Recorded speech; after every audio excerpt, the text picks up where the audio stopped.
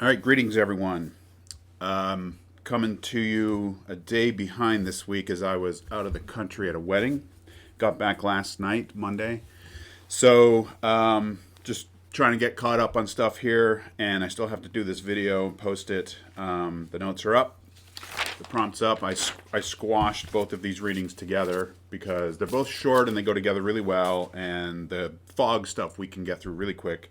Spent a little bit more time in the other reading, but it's all on one page of notes here, so we're doing just everything kind of smashed together this week. And this is week 12, which is the third and final week of our fourth unit on informal and implicit persuasion. And as mentioned in the syllabus, we're looking at Captology this week. And I wonder if anyone's ever heard of Captology or talked about this in any of your classes. I came across Captology a few years back in the work in this persuasive technology lab at Stanford. And so just the quickie context here is that Fogg, who wrote this first piece, and it's just a chapter, it's the introductory chapter to the book, Persuasive Technology, and that's like early 2000s. And so Fogg, can't remember his first name, but he started this lab at Stanford, and the whole point was to study the way that computers function persuasively, right? What they do, how they can do it better, different kind of possibilities for persuasion. So it's about studying it, it's about maybe improving it, and of course there is an ethical theme that's running through this, kind of unavoidable. We're talking about really powerful persuasive technology and the way that it's able to affect thoughts, behaviors, moods, all kinds of stuff. Really, really powerful. So it makes sense that, when we're discovering this stuff kind of for the first time, going back 10 or 15 years, that the ethical question is looming very large, right? Because, it's just so powerful. These things can do so much to us. We can do so much with them, through them, right? So we get a little bit of the ethics stuff in the Fogg piece, and then we get a full-throated, direct treatment of the issue with the next piece. And as I note in the notes here, Berdichevsky and Neuenschwander are also associated with Fogg's Persuasive Technology Lab. It says so at the end of this reading. Just to launch in here, and again, this is Fogg going back about 2 decades, thinking out loud, almost like I think for the first time in a major way, about persuasion and technology. And Captology is the study of that. It's the study of where sort of good old-fashioned persuasion, as we've been looking at it and studying it, comes smashing into contact with technology, computer technology, and its influential possibilities, right? So Captology isn't necessarily just like the negative phenomenon of computers capturing your attention, although that's kind of embedded in there. It's more about the study of the capture of the persuasive possibilities, the capturing of the possibilities of persuasion by these computer technologies. So it's the study of all of this stuff. It's the lab work. And so he's really just sort of thinking for the first time about kind of the range and the scope of this phenomenon of captology, and what is it and how does it work and what should we be thinking about. It definitely has that kind of introductory feel to it. It's like he's walking into new, fresh snow, and he's just sort of like looking around like, look at how cool this is. So it's important, and then we'll move into the more kind of rigorous analysis of these same ideas. So I don't have too many notes here for the Fogg piece. It's pretty easy to get through. But just wanted you to focus on the theme of ethics and his very specific take on the ethical question with persuasive tech. And for Fogg, it's always the ethical question is attached to the intention of the design, right? So if it's not my intent to manipulate you, even if the tech does manipulate you, I'm off the hook. So Fogg is giving the designers and the engineers and the tech producers a lot of freeway. Basically, if they sign some form saying, I don't mean to do any harm, then they're absolved of any kind of unintended consequences of these persuasive things. And he seems content to just kind of stop there and to just basically insist on and kind of prioritize the positive pro-social aspects of persuasive technology. And sure enough, there's all kinds of them, right? So, but he just wants to kind of hang out in the happy ray of sunshine discovered by the persuasive possibilities of computer tech, and not spend too much time thinking about the negative possibilities, right? So, okay, fair enough.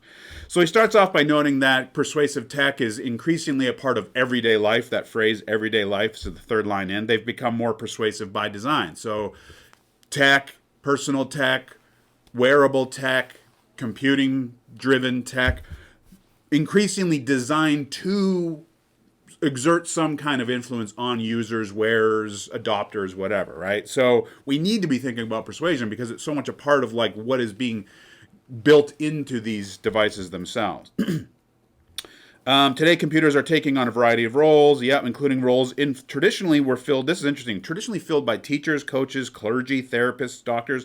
So all these trusted people that used to kind of be in our lives, encouraging us to eat better or to read more or to get to bed sooner and all these, good ideas, right? They're no longer in play, and this single device or these things that we walk around with have adopted so many of these messages and they exist right next to us. I wonder how many of us use our phones to monitor aspects of our health, maybe to monitor our sleep, our attention, our finances. I mean, they've taken over so much, right? They teach us things, they guide us, they remind us, they inform us, they literally show us how to get from A to B, right? So the persuasive power of these things is immense. And I'm really interested in this idea of how they've taken over these older roles. All right, so persuasion on the web, we got some examples there. It's probably pretty familiar. Beyond the web, some interesting stuff there at the bottom of page 2. Persuasive tech can take on many forms, including even toothbrushes that sort of, keep information for you and keep time. I think I saw a soccer ball advertised with like digital information packed into it in terms of like how many times you kick it or something. Like, my goodness. And again, that nudging business of like information and reminding you, it's all in here. I did note that in the beginning of the notes there is like, think about what we just learned about with nudging and sort of the insights of behavioral science and behavioral economics. And now just kind of like throw all that into computing power and you've got kind of like, that's Captology, right?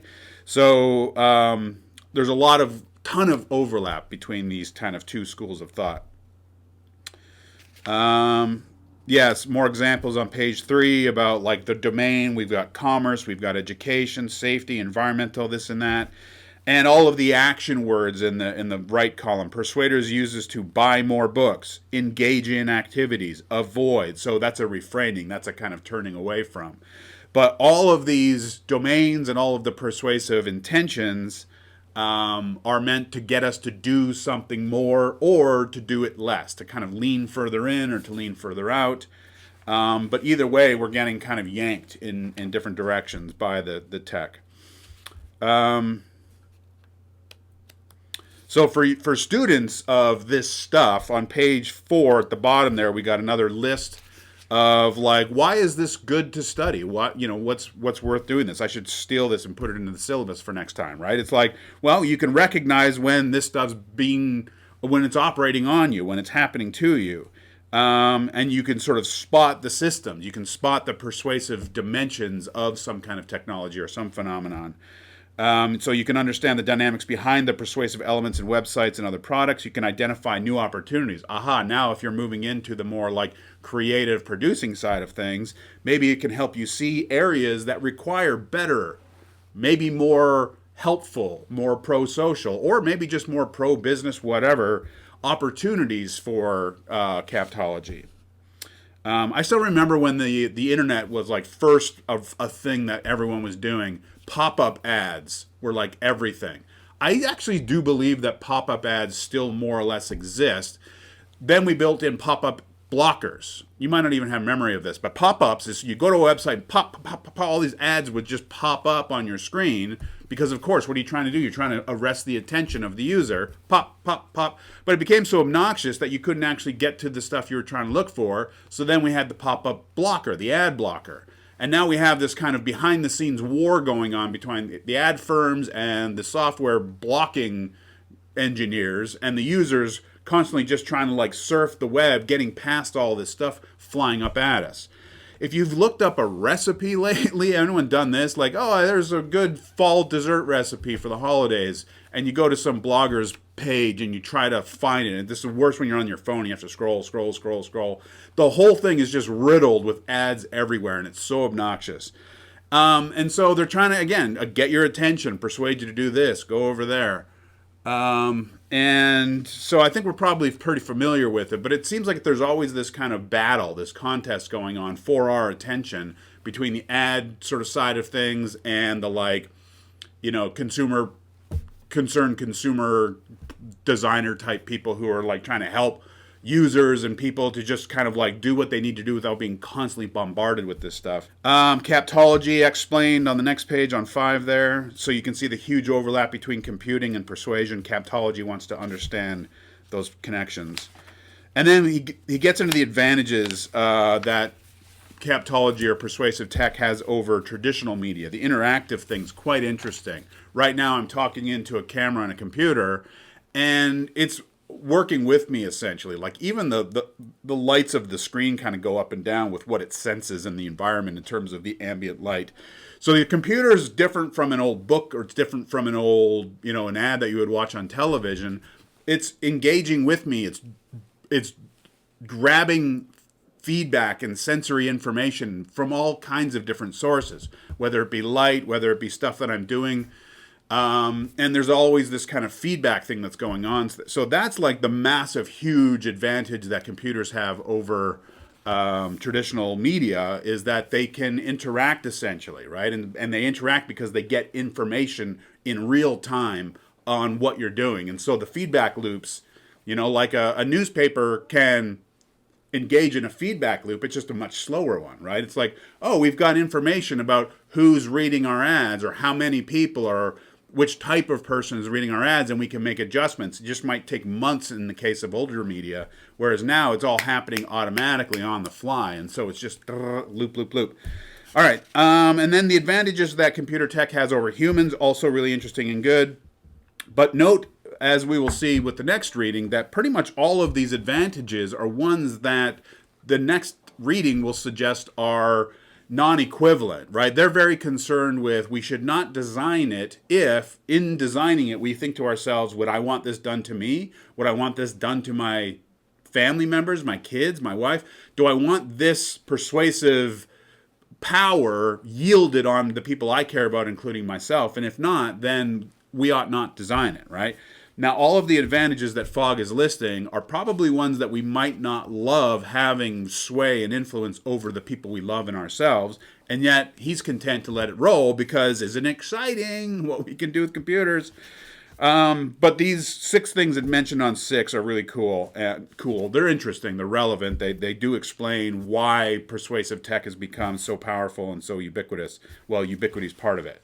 So anonymity, persistence, anonymity, what else we got? Volume of data, obviously, scale, ubiquity. All of these things are what distinguish the computer from the person, right? And so, again, this is a good lead into the next reading, is the question of, all right, well, if these are not things that humans would do to humans or could do to humans, are we okay with them being done to us? So with that, let's quickly look at toward an ethics reading.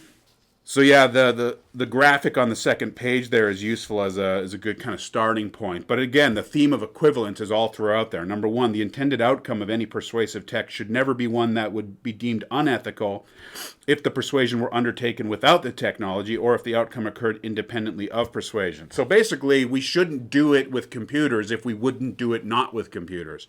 And we shouldn't do it with computers on other people if we wouldn't want it done with computers on ourselves. If you understand that, then I think you get all of these suggestions here.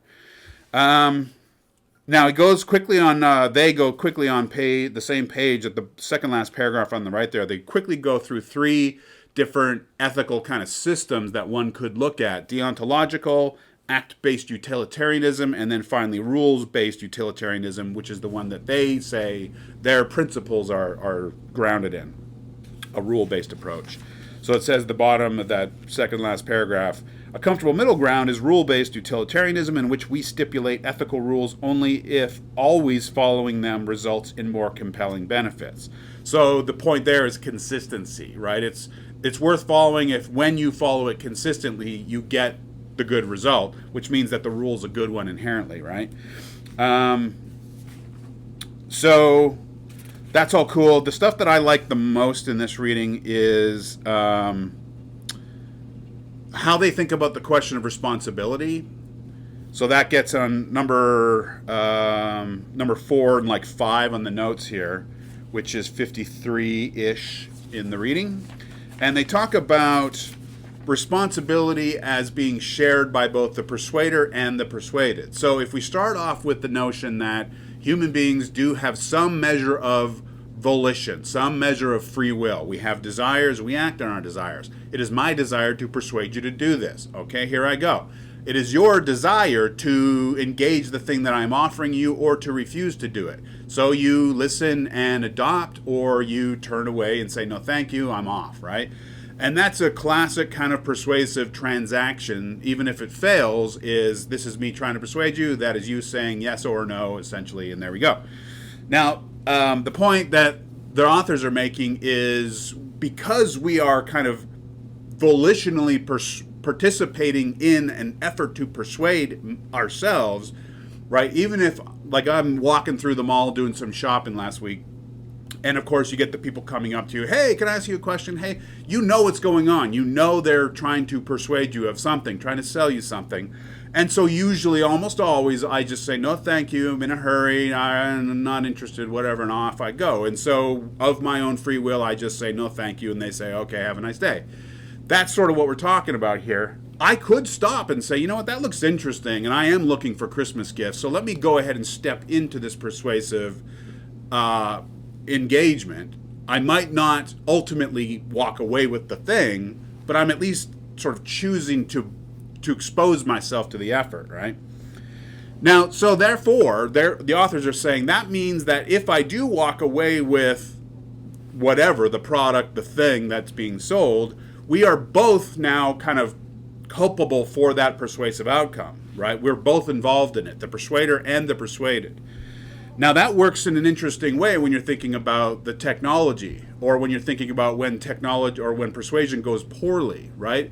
If we're both responsible in the sense that, like, I'm happy that I have a new gift or whatever, you're happy that you've got a little bit of commission in your pocket, yay, that went well, we're both responsible, we're both culpable, but we're happy about it, things went well. But what about the opposite? What about when things go poorly? What about when you persuade me to do something and it ends up hurting me, or I end up regretting it in some way, or I end up hurting someone else not knowing, right? Like there's unintended consequences associated with this product or this act or whatever. Now we're both culpable in the same way for that kind of negative outcome. And the point is that it's not just me, or it's not just the person who persuaded me, it's both of us, right? That's an interesting situation. So on 53, in the uneasy ethical ground, in that first full paragraph, persuasion apparently distributes responsibility between the persuader and the persuaded. So the next paragraph, in our view, if Brian convinces Fanny to murder Jeff, Brian and Fanny are each responsible for the murder. Now, one might be more responsible than the other, but they're both implicated, right? And so that's interesting. And so what they're doing now is they're saying that now transfers over when we think about the designers of persuasive tech. You can think of them as the persuaders, and they should be responsible. They should have culpability associated with what it is that they're designing. But it's not so easy as just to say, you designed it, you're responsible no matter what. So the authors are going to kind of break things down a little bit in a way that I think is clean and sensible and works pretty well. So let's see here. We propose a framework. This is 54, left column, first full paragraph. We propose a framework for analyzing acts of persuasion according to their motivations, their methods, and their outcomes, whether they're intended or unintended, and whether positive or negative outcomes. Now, what's important there is this business of methods, how it is, the means by which you persuade. that the medium essentially, or the methods, that's the technology part of it, right? So if you are using computers to persuade people to buy your products or to engage in your whatever, then that is the method, that is the medium. And it's also part of the kind of active persuasive effort, beginning with you and your motivation and your intent, right? So, this is how Facebook ads work, which is like, I don't know where the audience is. I don't know who the potential consumers are, but I'm going to go ahead into this. I wonder if anyone out there has done Facebook ads. I'm writing a paper on Facebook ads as the kind of the model of persuasion that now kind of reigns supreme. And I know that they got this from Google, but Facebook really, I think, has capitalized on the Google model. And it's really all about just kind of using as much personal data as possible and then allowing advertisers to use that to reach potential consumers, right? And so here's me with a design intent and a motivation. My motivation is I want to sell more, whatever. My intent then is to persuade or to get as many possible persuaded consumers on my side as possible so I can get their money, I can get their business, right? Well, Facebook is the method. Facebook's ad regime is the method for that, but is every bit the active persuader in addition to the person who goes to the ad service to kind of kick things off, right? So that would be the ad person in a company, the marketer, whoever, who's now using Facebook as the method, right? But the method itself is active persuasion. So it's really just kind of breaking things down, thinking about the person who kind of kicks off the persuasion, thinking about the tech as the method, and then thinking about the question of intent and the question of motivation, which are similar but not the same, and then thinking about outcome, either intended or unintended, and whether positive or negative.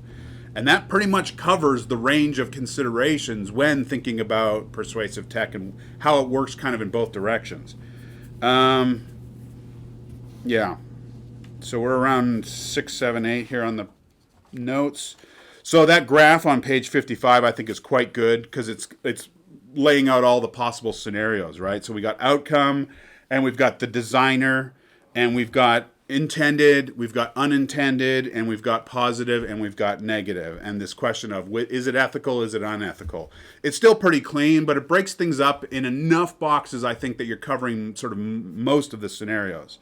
All right, so the business on 55, motivation versus intent, I think it's really good, right? So intent is kind of like, what do I want here? What is the outcome? What is the intended outcome? Well, I want more sales. I want more views. I want more engagement. I want, more votes, more whatever. Or, maybe it's the opposite. Like, I need people to stop using that. A couple years back on campus, people were flying around on these, what were they? The, like, standy motorized wheels or whatever, and they lit up, and everyone seemed to get it for Christmas, and everyone's flying around on campus with these things.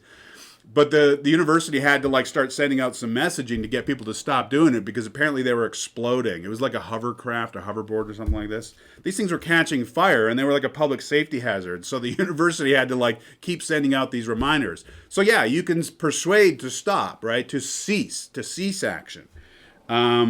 And again, it's the same set of considerations. What is your design, what is your intent? What's your motive? How do you design that into your method? What's the outcome, intended, unintended, and so on and so on.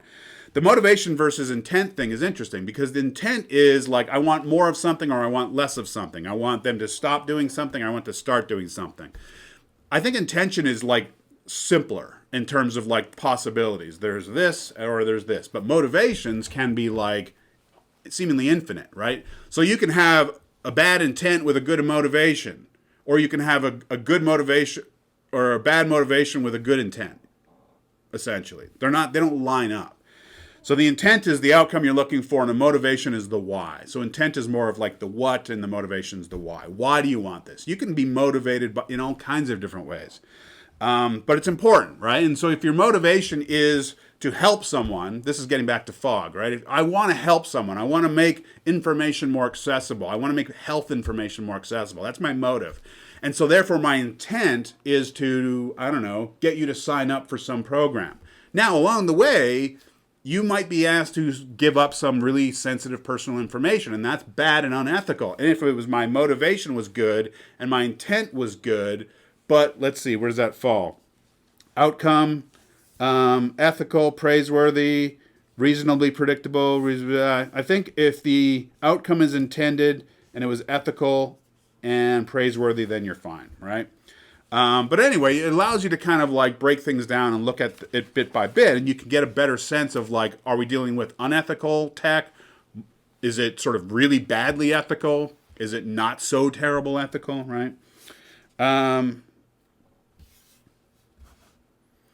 Right, so page 55 there, I'm almost done. 55 on the right column, the top there. However, technologies embed these methods that, for instance, while humans can persuade through basic role-playing, computers permit simulations to achieve unprecedented complexity, realism, and persuasive potential, right? And so they're very concerned, these two, with the kind of the human-computer equivalent thing we've talked about, right? And so if traditional persuasion involves role-playing, cool, right? A lot of times we do this. We take on a role, we adopt a persona or whatever. Well, problem is that like computers can do that to such a degree that we don't even know if it's real or unreal, especially in a world now of deep fakes. I don't know if you guys have seen any of these deep fakes, but like there's some technology out there that is scary good at creating simulations that look identical to the real thing. So there's all kinds of really scary implications there down the line in terms of like how this stuff gets used, in terms of what I think I'm dealing with versus what I'm actually dealing with. Yikes. Hopefully for right now things aren't, that hasn't been normalized just yet, but yikes, there's some scary stuff there. All right, so intended, unintended, the dual privacy principles. We get into anonymity stuff there. I do like the big brother, little sister business, right? So the big brother is when your information is being used in ways that could potentially come back to get you in a negative way. A little sister kind of surveillance is just my information that's being used for my own benefits. Like, here's your speed. Here's the calories you're about to consume. So the little sister is more like the nudging thing, whereas the big brother stuff is more nefarious, it's quiet, and the implications are a little more severe. The disclosure principle, the accuracy principle. All right, so they're getting into the principles at the end there, and that's based on all of their kind of considerations of intent, motivation, outcomes, intended, unintended, right? And again, the main theme these last few pages is they're trying to think like across the board. The rule is like we engage in the rule if it produces better outcomes when consistently and persistently realized. And so if that's the case, then they want to maintain that human element, that human question. Would humans do this to other humans? If not, then let's not let computers do it to us, right? Do we want computers doing this to us? If not, then why would we let them do it to other people just because they're strangers or whatever? Now, what we've been focused on this week is, again, on persuasive tech as it is more or less kind of seen. So it's computers giving us pop-up reminders. It is like information. It is the use of like audio-visual and different modalities and repetition and stuff that we kind of recognize as persuasion. And so we're kind of familiar with this in terms of the nudging conversation we had. However, next week, and where we're going into in the end of this semester in the final unit, is this business of hidden and manipulative, what is it called? Yeah, persuasion or prediction. And we're getting into stuff that people don't see. It's computers, it's tech, it's hidden, it's invisible, it's extremely powerful. Most people don't talk about it. Most people don't even know about it, yet it's going on and it's doing huge amounts of damage on the sort of social body.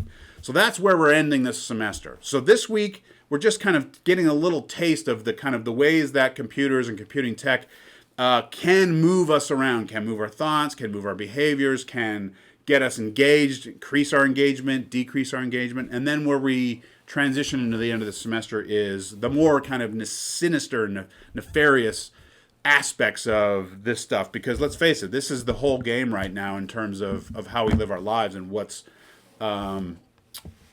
dominates the social realm, the economic realm, even our private realms, right? And so we want to be, I think, kind of hip to the ways that persuasion or influence and manipulation are bubbling through these things. And like I said, that's where we're going to end off. But for now, Captology, persuasion, computing, users, motives, intentions, consequences, unintended, intended. Where's the ethics? I think we got some good stuff to work with here. So that'll do it for now, and we will see you next week.